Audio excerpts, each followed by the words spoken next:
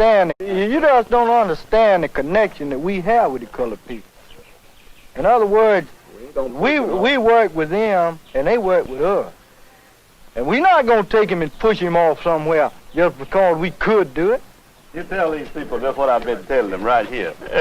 Had we been your friends for years? Yes, sir. Sure. Had we worked more of them than anybody in this country? Yes, sir. Sure have. Right.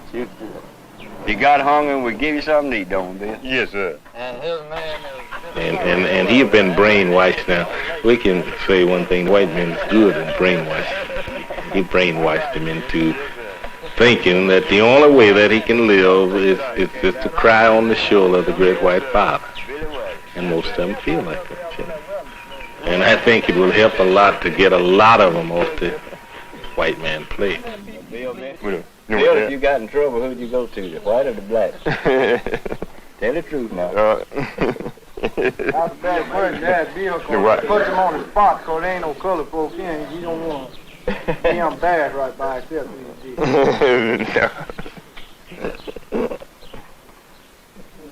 But is there anybody here that wouldn't help you, Billy? No.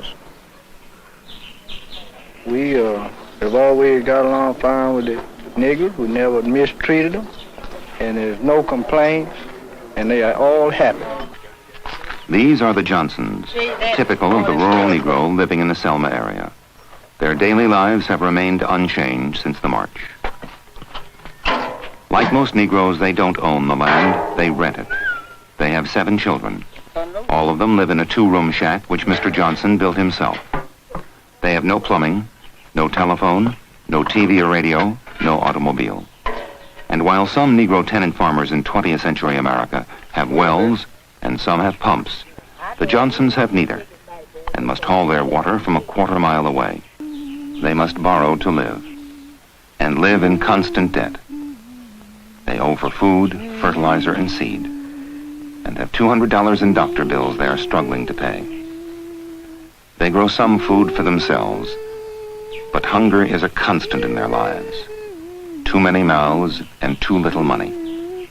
Mrs. Johnson does the best she can and tries to take it all philosophically. Things is tough. If you don't have enough food for them to eat, well, you know, they have to go hungry. And we won't have nothing much to feed them off of. Most of the Negro farmers right here, they all have the same trouble. You have to have faith, you know.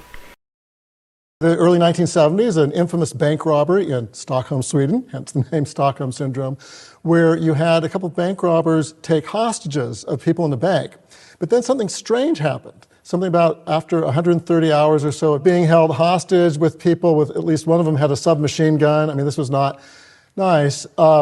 But something strange happened because the hostages began to feel grateful and kind toward the people who held them hostage. So one later recalled that he had one of the hostage takers was threatening to shoot him, but just in the leg, not in the brain. And he remembered how grateful he felt toward the hostage taker. Now, in one sense, that's true. I mean, you should be grateful that he's not going to shoot you in the head. On the other sense, I think people can understand there is something a little strange there of identifying with your hostage taker.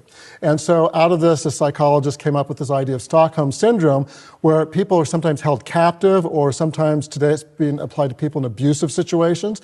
Some of them sometimes ended up identifying more with the abuser and feeling kind and thankful toward their abuser.